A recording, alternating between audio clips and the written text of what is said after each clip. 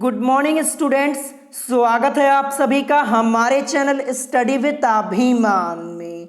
आज मैं आप लोगों के लिए यूपी पॉलिटेक्निक एंट्रेंस एग्जाम 2021 के लिए साइंस में फिजिक्स के कुछ इंपॉर्टेंट क्वेश्चंस एंड न्यूमेरिकल्स लेकर आया हूं। तो आज की इस वीडियो में मैं आपको यहाँ पे जितने क्वेश्चन सॉल्व करवाने वाला हूँ ये सभी क्वेश्चंस आप लोगों के एंट्रेंस एग्जाम के पॉइंट ऑफ व्यू से इंपॉर्टेंट क्वेश्चंस हैं। तो चलिए फिर आज की इस वीडियो को स्टार्ट करते हैं और देखते हैं आज का क्वेश्चन नंबर फर्स्ट क्या दिया है। तो क्वेश्चन नंबर फर्स्ट आप लोगों को अपनी स्क्रीन के ऊपर दिख रहा होगा।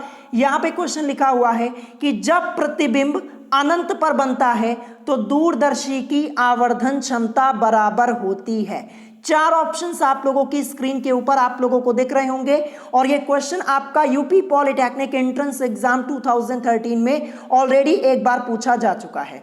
तो क्वेश्चन नंबर फर्स्ट, इसका करेक्ट आंसर क्या हो जाएगा? इसका करेक्ट आंसर आपका हो जाएगा ऑप्शन ए, यानी -FO/FE यानी जब प्रतिबिंब अनंत पर बनता है तो दूरदर्शी की आवर्धन क्षमता बराबर होती है -FO/FE के। ऑप्शन ए इस क्वेश्चन का करेक्ट आंसर हो जाएगा। क्वेश्चन इंपॉर्टेंट है, अच्छे से समझ लीजिएगा, इसको लर्न कर लीजिएगा। अब चलिए इसके बाद देखते हैं next question, question number second.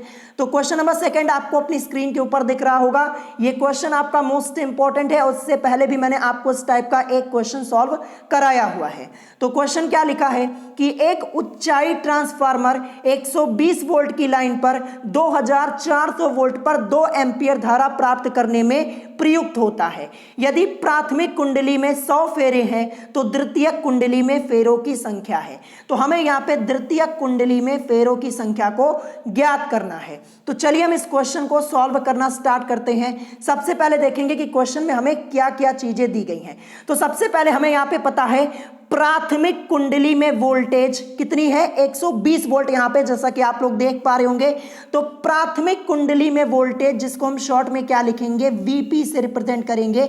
तो वीपी की वैल्यू हमें क्या दी गई है, 120 वोल्ट दी गई है। ध्यान रखिएगा, ये मैंने क्या लिखा है, ये प्राथमिक कुंडली में वोल्टेज हमें दिया गया है। देखिए पी से मतलब हमारा हो जाएगा प्राइमरी यानी प्राथमिक, और वी से मतलब यहाँ पे वोल्टेज होगा, यानी प्राथमिक कुंडली में वोल्टेज हमें 120 वोल्ट दिया गया है। ये मैंने यहाँ पे सबसे पहले लिख दिया। फिर इसके बाद हमें यहाँ पे Vs की वैल्यू पता है। Vs से हमारा मतलब क्या हो जाएगा, द्वितीयक कुंडली में वोल्टेज। S से मतलब सेकेंडरी और V से मतलब वोल्टेज, यानी द्वितीयक कुंडली में वोल्टेज हमें कितना दिया गया, 2400 वोल्ट, जैसा कि आप लोग देख पा रहे होंगे। तो ये मैंने यहाँ पे लिख दिया 2400 वोल्ट, ये हमें यहाँ पे पता है। फिर इसके बाद हमें यहाँ पे पता, जैसा कि आप लोग देख पा रहे होंगे, यदि प्राथमिक कुंडली में 100 फेरे हैं, यानी NP की वैल्यू, P से मतलब प्राइमरी और फेरों की संख्या को हम N से रिप्रेजेंट करते हैं। तो प्राथमिक कुंडली में फेरों की संख्या हमें कितनी दी गई है, 100 फेरे हैं, तो यहाँ पे लिखेंगे 100। और फिर हमसे पूछा जा रहा है तो द्वितीयक कुंडली में फेरों की संख्या यानी NS की वैल्यू को हमें यहाँ पे फाइंड आउट करना है। S से मतलब सेकेंडरी और N मतलब फेरों की संख्या, यानी द्वितीयक कुंडली में हमें फेरों की संख्या यहाँ पे निकालनी है। तो फॉर्मूला क्या यूज करेंगे, देखिए फॉर्मूला आपका होता है NP अपॉन में NS is equal to VP और अपॉन में VS, ये होता है। अब क्योंकि हमें यहाँ पे NS की वैल्यू को निकालना है तो हम NS को ले आएंगे आगे। तो NS इज इक्वल टू आपका क्या हो जाएगा, NP इंटू VS और अपॉन में क्या हो जाएगा आपका VP हो जाएगा। अब सभी वैल्यूज को हम यहाँ पे पुट कर देंगे। तो देखिए NP की वैल्यू हमारे पास क्या है, NP यानी यहाँ पे फेरों की संख्या क्या है, प्राथमिक कुंडली में 100 है, तो NP की जगह हम लिखेंगे 100। फिर इसके बाद इंटू VS यानी देखिए यहाँ पे ये जो 2400 वोल्ट आपका दिया गया इसको लिखेंगे। तो 100 और गुणे में, देखिए मैं थोड़ा इधर लिख देता हूँ क्योंकि यहाँ पे जगह है नहीं, ठीक है, तो मैं ऊपर लिख दे रहा हूँ 100 और गुणे में 2400, ठीक है, ये आपका हो जाएगा। और अपॉन में आपका क्या हो जाएगा, अपॉन में VP दिया गया है, तो VP की वैल्यू आपको यहाँ पे 120 वोल्ट दी गई है, तो ये मैंने लिख दिया 120 वोल्ट। अब इसी को सॉल्व कर लीजिए। देखिए ये 0 से ये 0 आपका कैंसिल हो जाएगा, ये 12 1 जा 12 हो जाएगा, 12 2 जा 24 और 0 तो यहाँ पे आपका रहेगा ही। बचा क्या, 100 और गुणे में 20, यही तो बचा। 100 की मल्टीप्लाई आप 20 में करवा दीजिए तो आपको क्या मिलेगा, आपको मिलेगा यहाँ पे 2000 यानी 2000 यानी 2000 फेरे। यही इस क्वेश्चन का करेक्ट आंसर हो जाएगा। यानी द्वितीयक कुंडली में फेरों की संख्या यानी जो NS की वैल्यू हमने निकाली वो हमें क्या मिली, 2000। ध्यान रखिएगा। चलिए ऑप्शन में चेक करते कहां पे दिया है, ये दिया है ऑप्शन डी में। देखिए क्वेश्चन सिंपल है, बस आपको सॉल्व करने का तरीका पता होना चाहिए। ये दूसरा क्वेश्चन मैंने आपको कराया है, इस टाइप का प्रैक्टिस कर लीजिएगा, आपके एग्जाम में पूछा जा सकता है। आते हैं नेक्स्ट क्वेश्चन पे, क्वेश्चन नंबर 3 पे। क्वेश्चन नंबर 3 आपको अपनी स्क्रीन के ऊपर दिख रहा होगा। एक चालक में 1.6 एम्पियर की धारा प्रवाहित हो रही है, प्रति सेकंड चालक से गुजरने वाले इलेक्ट्रॉन की संख्या होगी, ये हमसे यहाँ पे पूछा जा रहा है। तो यहाँ पे ऑप्शंस आप लोगों ने देख लिए होंगे, तो चलिए हम इस क्वेश्चन को सॉल्व करना स्टार्ट करते हैं। सबसे पहले चालक में 1.6 एम्पियर की धारा प्रवाहित हो रही है, यानी I की वैल्यू हमें क्या दी गई है, I की वैल्यू 1.6 एम्पियर दी गई है। तो शॉर्ट में मैंने यहाँ पे लिख दिया 1.6 एम्पियर, मैं यहाँ पे लिख देता हूँ AMP, ये आपका हो गया। ये पता है हमें प्रति सेकंड चालक से, यानी T की वैल्यू हमें क्या दी गई है, T की वैल्यू हमें यहाँ पे दी गई है 1 सेकेंड, क्योंकि यहाँ पे प्रति सेकंड लिखा हुआ, तो T की वैल्यू 1 सेकेंड हमें यहाँ पे दी गई है। फिर हमसे पूछा जा रहा है प्रति सेकंड चालक से गुजरने वाले इलेक्ट्रॉनों की संख्या, यानी नंबर ऑफ इलेक्ट्रॉन्स N की वैल्यू को हमें यहाँ पे फाइंड आउट करना है। देखिए सबसे पहले हम बेसिक फॉर्मूला यूज करेंगे, I इज इक्वल टू हमारा क्या होता है, Q अपॉन में T होता है। ठीक है, ये आप लोगों ने पढ़ा है, I is equal to Q upon T होता है, जहां पे Q क्या है, आवेश, T आपका समय है, I मतलब क्या हो जाएगा, धारा हो जाएगा। अब क्योंकि हमें यहाँ पे सबसे पहले यहाँ पे क्या करना है, हमें यहाँ पे Q की वैल्यू को निकालना होगा, तो क्या करेंगे, Q को हम ले आएंगे आगे, तो इसको सॉल्व करेंगे तो Q इज इक्वल टू आपका क्या होता है, I इंटू टी हो जाएगा, क्योंकि Q की वैल्यू को हमें पहले निकालना है, तो यहाँ पे I इंटू टी हो जाएगा।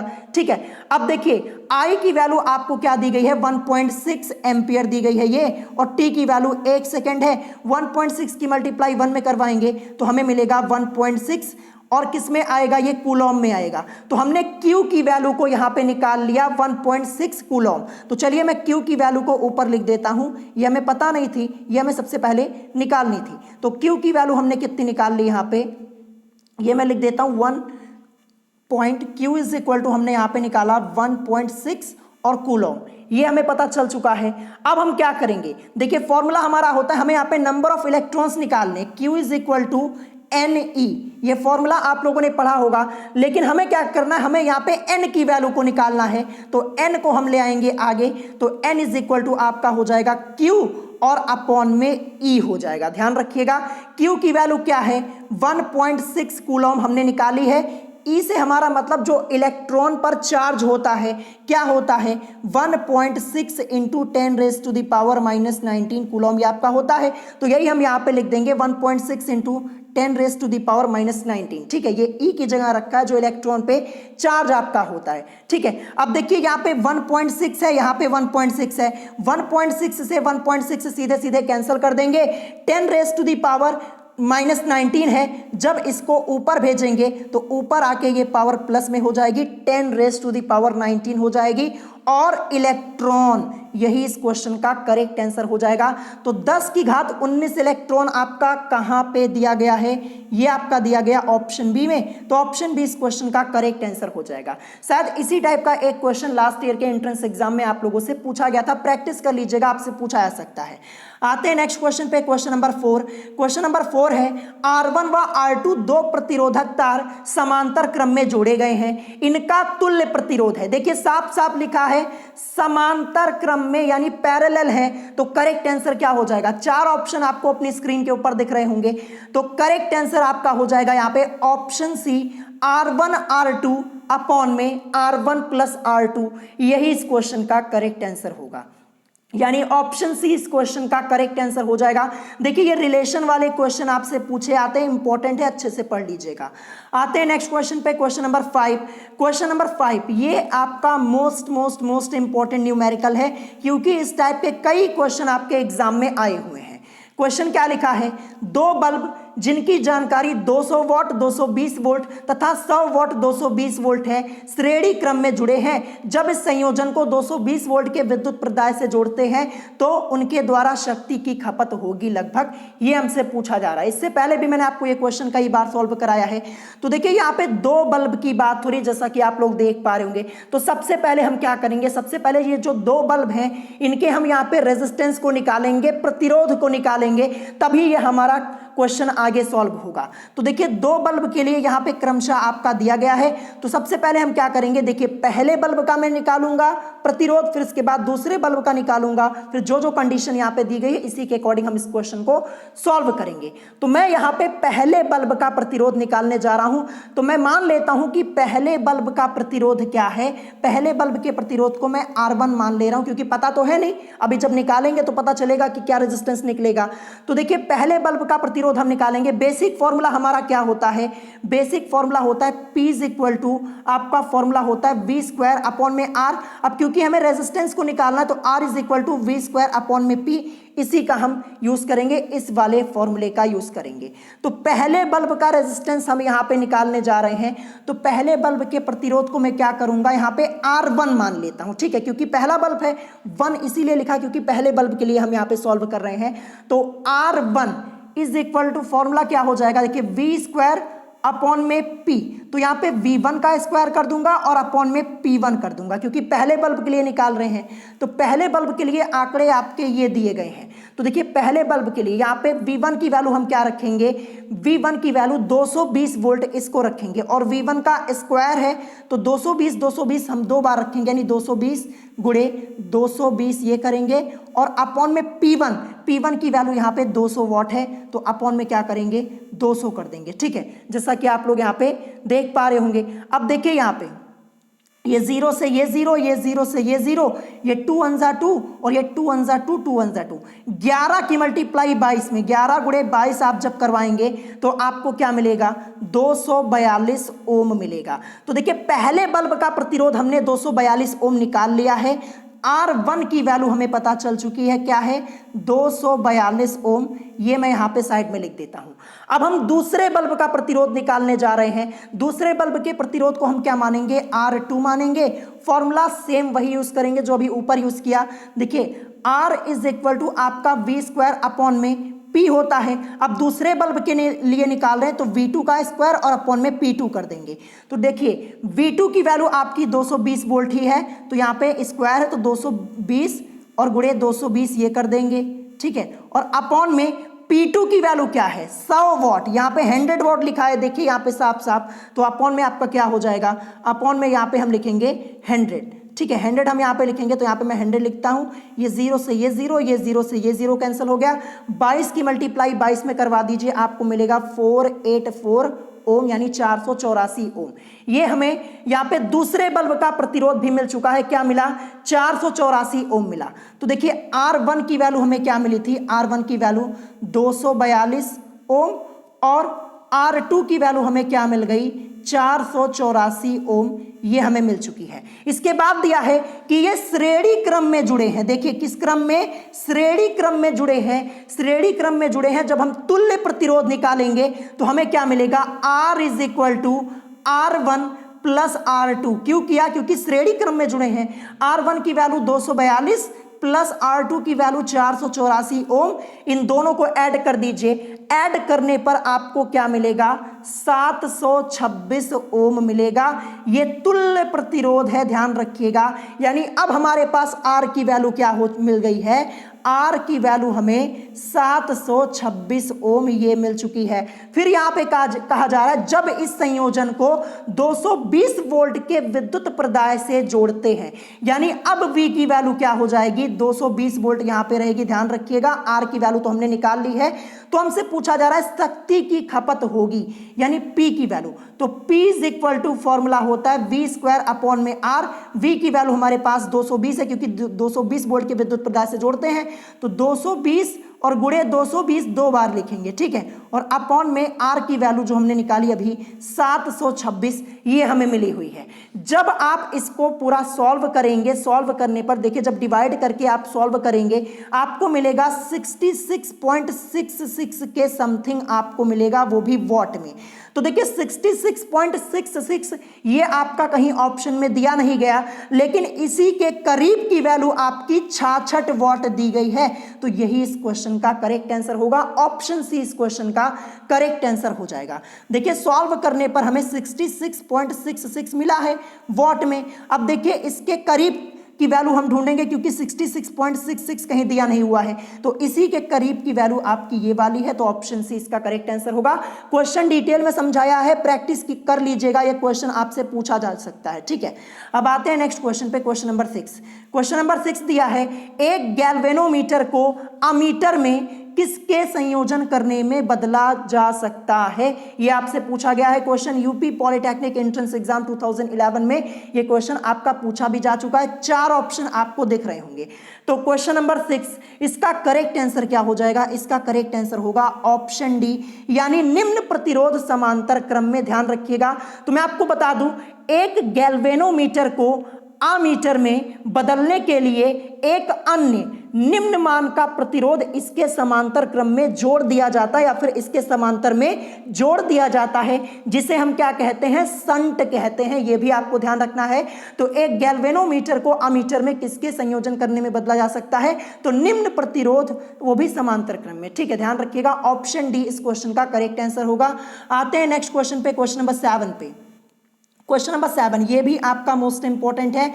एक सुरक्षा फ्यूज में तार का तापमान सीधे समानुपाती होता है। क्या पूछा जा रहा है, एक सुरक्षा फ्यूज में तार का तापमान सीधे समानुपाती होता है। 4 ऑप्शन आपको अपनी स्क्रीन के ऊपर दिख रहे होंगे। तो करेक्ट आंसर क्या हो जाएगा क्वेश्चन नंबर 7 का, इसका करेक्ट आंसर आपका हो जाएगा ऑप्शन डी, यानी फ्यूज तार की लंबाई के, यानी एक सुरक्षा फ्यूज में तार का तापमान सीधे समानुपाती होता है फ्यूज तार की लंबाई के। ध्यान रखिएगा, ऑप्शन डी इस क्वेश्चन का करेक्ट आंसर होगा। आते हैं नेक्स्ट क्वेश्चन पे, क्वेश्चन नंबर 8। इस टाइप के न्यूमेरिकल्स आपके एंट्रेंस एग्जाम में कई बार पूछे गए हैं। ध्यान रखिएगा, यहाँ पे क्वेश्चन है 250 वोल्ट 100 वॉट के 5 बल्ब प्रतिदिन 8 घंटे जलते हैं, 30 दिनों में विद्युत व्यय होगी, ये हमसे पूछा जा रहा है।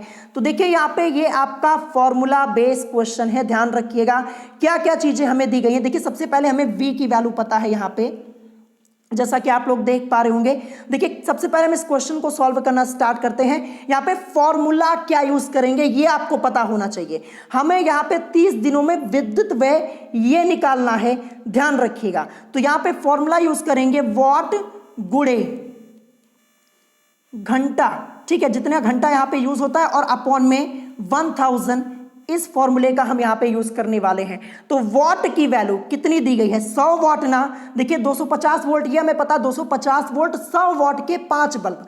तो देखिए वॉट की वैल्यू हमें कितनी दी गई है, 100 दी गई है।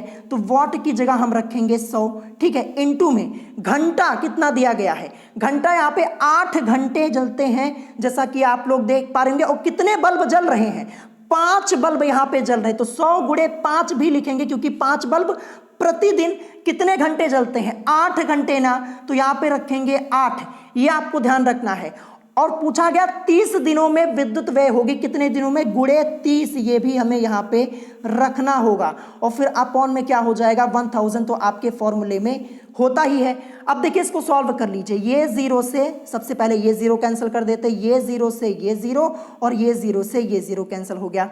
बचा क्या, 5 गुणे 8 गुणे 3, क्या बचा हुआ है, 5 गुणे 8 और गुणे 3। मल्टीप्लाई करवा दीजिए। देखिए 5 की मल्टीप्लाई 8 में आपको मिलेगा 40, और 40 की मल्टीप्लाई 3 में करवा दीजिए, तो आपको यहाँ पे मिल जाएगा 120, ठीक है, 120, और वो भी यूनिट में। ध्यान रखिएगा, तो 120 यूनिट आपका कहाँ पे दिया गया है, ये आपका दिया गया है ऑप्शन सी में। देखिए 30 दिनों में विद्युत व्यय होगी, ये हमसे पूछा गया था। तो कुल मिला के हमें इस क्वेश्चन में क्या करना था, यूनिट ज्ञात करनी थी। तो यहाँ पे यूनिट बराबर आपका फॉर्मूला क्या यूज होता है, वॉट गुणे घंटा, और अपॉन में क्या होता है 1000 होता है। वॉट की वैल्यू हमें क्वेश्चन में 100 दी गई थी, और देखिए गुणे में यहाँ पे 5 बल्ब जलते हैं, प्रतिदिन कितने घंटे, 8 घंटे जलते हैं, वो भी 30 दिनों में हमसे यहाँ पे विद्युत व्यय पूछी गई है, तो 30 भी हमें यहाँ पे लिखना होगा और अपॉन में 1000 से डिवाइड करेंगे, क्योंकि फॉर्मूले में होता है, सॉल्व करने पर आपको 120 यूनिट मिल जाएगा। तो आई होप आपको ये क्वेश्चन समझ में आ गया होगा। ठीक है, क्वेश्चन इंपॉर्टेंट है। अब आते हैं नेक्स्ट क्वेश्चन पे, क्वेश्चन नंबर 9 पे। क्वेश्चन नंबर 9 दिया गया है कि एक फ्यूज तार में होना चाहिए, क्या होना चाहिए, 4 ऑप्शंस आपके दिए गए हैं, इन्हीं ऑप्शन के अकॉर्डिंग आपको आंसर करना है। तो क्वेश्चन नंबर 9 का करेक्ट आंसर आपका क्या हो जाएगा? क्वेश्चन नंबर 9 का करेक्ट आंसर आपका होगा ऑप्शन ए, यानी उच्च प्रतिरोध तथा न्यून गलनांक होना चाहिए। ये आपको यहां पे ध्यान रखना है, एक फ्यूज तार में होना चाहिए उच्च प्रतिरोध तथा न्यून गलनांक, या फिर आप न्यूनतम गलनांक भी बोल सकते हैं। तो ऑप्शन ए इस क्वेश्चन का करेक्ट आंसर हो जाएगा। अब इसके बाद हम यहां पे देखते हैं नेक्स्ट क्वेश्चन, क्वेश्चन नंबर 10 क्या दिया है। क्वेश्चन नंबर 10 ये आपका मोस्ट इंपॉर्टेंट क्वेश्चन है और आपके एग्जाम में पूछा भी जा चुका है। क्वेश्चन क्या लिखा है कि एक बिजली के हीटर पर अंकित है 3 किलोवाट एवं 250 वोल्ट। जैसा कि आप लोग देख पा रहे होंगे, बिजली खर्च की दर ₹5 प्रति यूनिट है। इसे 5 घंटे लगातार चलाने पर बिजली का खर्च होगा, ये हमसे यहाँ पे पूछा जा रहा है। तो चलिए क्वेश्चन में देखते हैं क्या क्या चीजें हमें पता है। एक बिजली के हीटर पर अंकित है 3 किलोवाट एवं 250 वोल्ट, ये लिखा है, यानी हीटर की शक्ति P इज इक्वल टू हमें कितनी दी गई है, यहाँ पे 3 किलोवाट दी गई है ना, यही तो हीटर की शक्ति होगी। तो 3 और किलोवाट आपका दिया गया है। अब इसको हम क्या करेंगे, वॉट में चेंज कर सकते हैं। तो इसको हम लिख सकते हैं 3 गुणे 10 की घात 3 और वॉट में। ठीक है, ये आपका वॉट में चेंज हो गया, किलोवाट से वॉट में। देखिए 1 किलोवाट बराबर आपका 1000 वॉट होता है, तो 3 किलोवाट बराबर आपका क्या हो जाएगा, ये आपका हो जाएगा 3000 वॉट, और जिसको हम लिख सकते हैं 10⁻³ ठीक है, जैसा कि आप लोग देख पा रहे हो। और 3 गुणे तो रहेगा ही, 3 गुणे 10 की घात 3 वॉट, ये मैंने यहाँ पे वॉट में चेंज कर लिया। फिर इसके बाद समय, टी की वैल्यू हमें कितनी दी गई है, टी की वैल्यू हमें 5 घंटे यानी 5 आवर्स दी गई है, तो ये मैंने यहाँ पे लिख दिया, जैसा कि आप लोग देख पा रहे होंगे। और एक यूनिट का मूल्य कितना दिया गया है, ये देखिए ₹5 प्रति यूनिट है, तो ये 1 यूनिट का मूल्य है। ध्यान रखिएगा, 1 यूनिट का मूल्य हमें क्या दिया गया है, मैं लिख देता हूं 1 यूनिट का मूल्य जो हमें यहाँ पे दिया गया वो कितना दिया गया है, 5 रुपए दिया गया, 5 रुपीज दिया गया, ये मैं यहाँ पे लिख देता हूं। फिर इसके बाद हम क्या करेंगे, व्यय शक्ति सबसे पहले हम यहाँ पे निकालेंगे। तो व्यय शक्ति बराबर हम यहाँ पे फॉर्मूला क्या यूज करेंगे, फॉर्मूला यूज करेंगे हम P इंटू टी और अपॉन में 1000। ठीक है, ध्यान रखिएगा, यानी वॉट गुणे घंटा, ये टी से मतलब हमारा यहाँ पे घंटा होगा, टी की वैल्यू हुई तो हमें यहाँ पे 5 आवर्स यानी 5 घंटे दी गई है। ध्यान रखिएगा, P इंटू टी, या फिर आप यहाँ पे वॉट गुणे घंटा अपॉन में 1000 भी लिख सकते हैं। तो देखिए P की वैल्यू हमें क्या दी गई है, 3 गुणे 10 की घात 3, इसको हमने वॉट में चेंज कर लिया, और अपॉन में आपका क्या है 1000 है। देखिए 1000 और 10 की घात 3 का मान क्या होता है, 10 की घात 3 का मान भी हमारा 1000 ही होता है। तो सीधे सीधे क्या होगा, ये 10⁻³ और ये 1000 आपका यहाँ पे क्या हो जाएगा, सीधे सीधे कैंसिल हो जाएगा। और यहाँ पे टी की वैल्यू हमें कितनी दी गई है, 5 घंटे। टी की वैल्यू भी तो हमें यहाँ पे रखनी होगी, 3 गुणे 10 की घात 3 ये रखा, ये क्या थी, ये पी की वैल्यू थी, टी की वैल्यू 5 घंटे हमें दी गई है ना, तो ये 5 भी तो हमें यहाँ पे रखना होगा। और देखिए 10 की घात 3 इसका मतलब 1000, और ये 1000 से 1000 आपका यहाँ पे ये कैंसिल हो जाएगा। 10 की घात 3 का मान 1000 ही तो होता है, तो 10⁻³ और यहाँ पे 1000 कैंसिल हो गया, बचा क्या 3 और गुणे में 5 बराबर क्या हो जाएगा, 15 हो जाएगा। व्यय शक्ति यानी कुल मिला के हमने यहाँ पे क्या निकाला है, ये यूनिट हमने निकाली है, ध्यान रखिएगा 15 यूनिट हमें यहाँ पे मिली हुई है, जैसा कि आप लोग देख पा रहे हैं। जो व्यय शक्ति है या फिर आप इसे बोल सकते हैं यूनिट जो हमने यहाँ पे निकाली है वो क्या मिली है, 15 यूनिट हमें यहाँ पे मिली हुई है।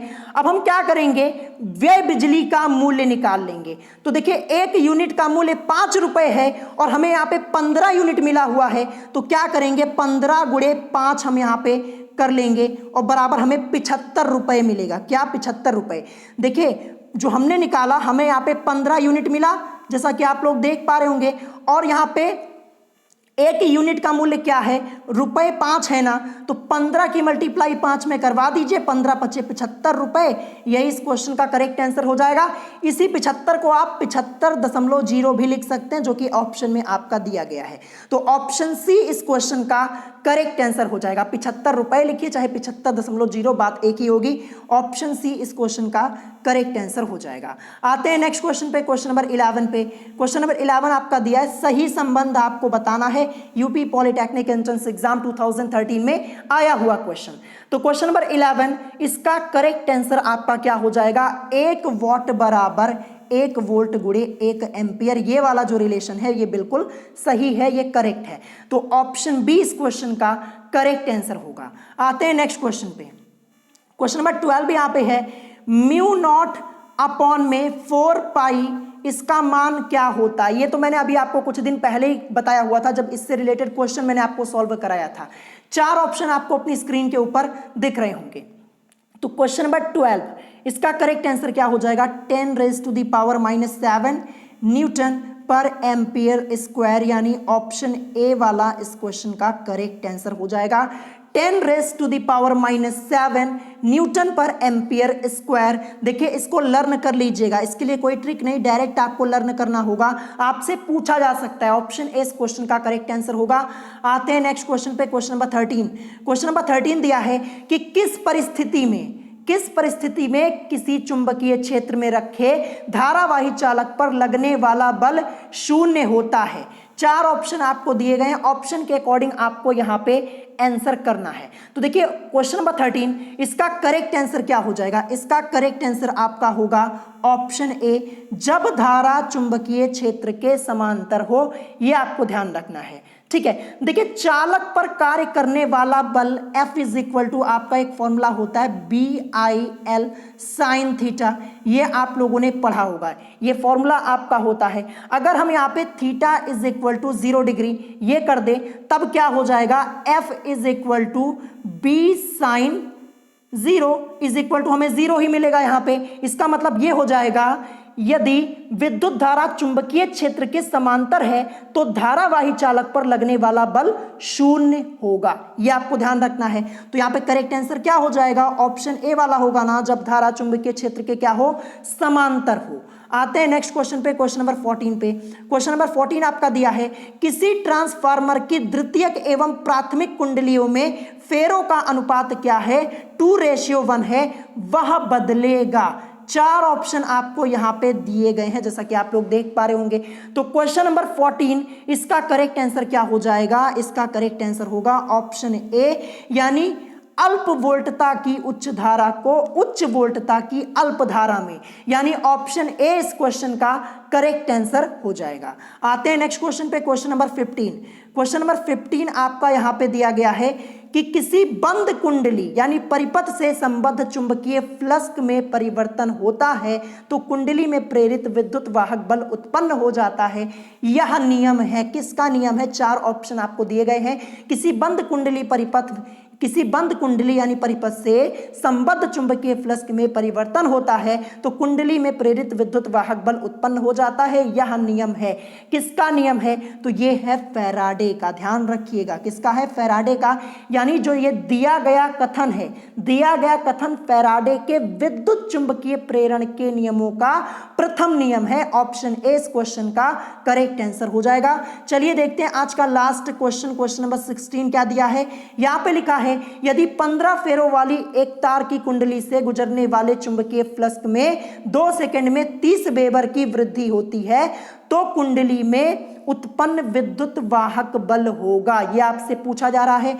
तो यह टोटली आपका फॉर्मूला बेस्ड क्वेश्चन है। देखिए फेरों की संख्या n आपको यहां पे कितनी दी गई है, 15 दी गई है, ठीक है। एक कुंडली से गुजरने वाले चुंबकीय फ्लक्स में 2 सेकंड में, यानी t की वैल्यू आपको क्या दी गई है, t की वैल्यू यहां पे 2 सेकंड दी गई है, ठीक है। ये दिया गया है 30 वेबर की वृद्धि होती है तो कुंडली में उत्पन्न विद्युत वाहक बल। तो देखिए इसके लिए हमारा फॉर्मूला क्या यूज होगा, E is equal to -n delta phi और अपॉन में यहां पे डेल्टा टी। इसी फॉर्मूले का हम यहाँ पे यूज करने वाले हैं। ठीक है, जब इसको हम सॉल्व करेंगे आगे तो देखिए n की वैल्यू हमें क्या दी गई है, n की वैल्यू यहाँ पे 15 दी गई है। ठीक है, जैसा कि आप लोग देख पा रहे होंगे। फिर इसके बाद यहाँ पे ये डेल्टा फाई, इसकी वैल्यू देखिए यहाँ पे लिखा है ना कि 2 सेकंड में 30 वेबर की वृद्धि होती है ना, तो यही हमारी डेल्टा फाई की वैल्यू क्या हो जाएगी 30, और यहाँ पे समय क्या है 2 सेकंड दिया गया। ठीक है, देखिए फॉर्मूले में माइनस है लेकिन हम यहाँ पे माइनस लेके चलेंगे नहीं, ध्यान रखिएगा। क्या हो जाएगा, इसको सॉल्व कर लीजिए, 2 1 2, 2 1 2, 2 5 10 हो जाएगा। ठीक है, अब 15 की मल्टीप्लाई 15 में, 15 गुणे 15 हम करेंगे तो हमें मिलेगा 225, और किस में आएगा, वोल्ट में आएगा। ठीक है, 225 वोल्ट। ठीक है, निगेटिव नहीं होगा, ध्यान रखिएगा, ये आपको ध्यान रखना है। तो 225 वोल्ट कहां पे दिया गया है, ये आपका दिया गया है ऑप्शन डी में। देखिए फॉर्मूले में निगेटिव है लेकिन हम यहाँ पे निगेटिव लेकर नहीं चलेंगे, ध्यान रखिएगा, ये आपको ध्यान रखना। 225 वोल्ट कहां पे दिया है, ये आपका दिया गया ऑप्शन डी में। इस क्वेश्चन का करेक्ट आंसर आपका ऑप्शन डी हो जाएगा। देखिए सिंपली फॉर्मूला बेस्ड क्वेश्चन है। देखिए यहाँ पे मैं पूरा कॉन्सेप्ट आपको नहीं समझा सकता, पहली बार ये आपका क्वेश्चन आया है, कॉन्सेप्ट समझाने का टाइम नहीं है, आपको डायरेक्ट फॉर्मूला देखना है, क्वेश्चन लगाना है। ठीक है, क्योंकि एग्जाम आप लोगों के आज ही से स्टार्ट हो रहे हैं, क्वेश्चन आपका आ सकता है, इस टाइप का आया हुआ है, इसीलिए मैंने आज आपको यहाँ पे इस टाइप का एक क्वेश्चन करवा दिया, प्रैक्टिस कर लीजिएगा।